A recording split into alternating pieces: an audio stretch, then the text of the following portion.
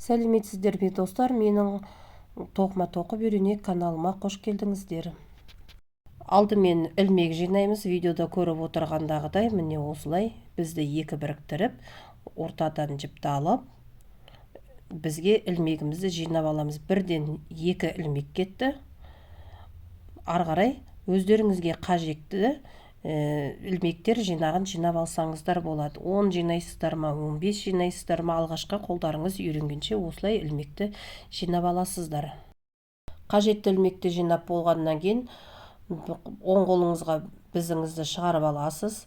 Бер жақта сурет бойынша тұрғандай ол ілмекті іліп аласыз. Содан кейін барып жіпті біздің ар жағына қарай өткізіп аласыздар. Дағы оң тоқу әдісі міне осылай жолмен болады.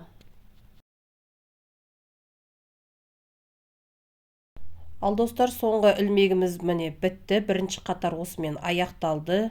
Біздеріміздің орнын ауыстырамыз. Оң қол мен сол қолды алмастырамыз.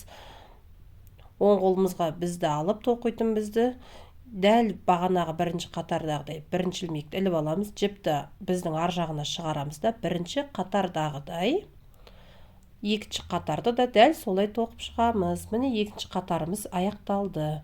Алдарыңызда көріп тұрғандай мынау үлгісі.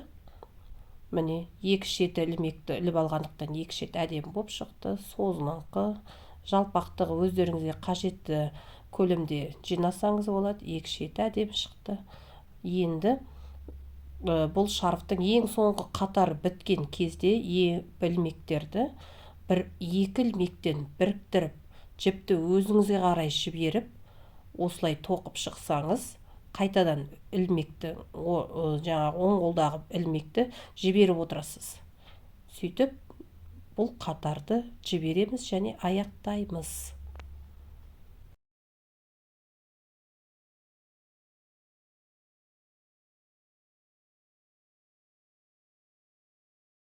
Міне мына фотода көріп тұрғандай, тек қана оң әдіспен тоқылған қыздарға, ер адамдарға да жарасатын осындай жалпақтығы, қажетті жалпақтықта және қажетті ұзындықта шарфтар тоқып шығуға болады. Достар, менің каналыма тіркелуді ұмытпаңыздар. Келесі сабақта теріс тоқуды үйренеміз және оң мен терісті алмастыруды үйренеміз. Сау болыңыздар.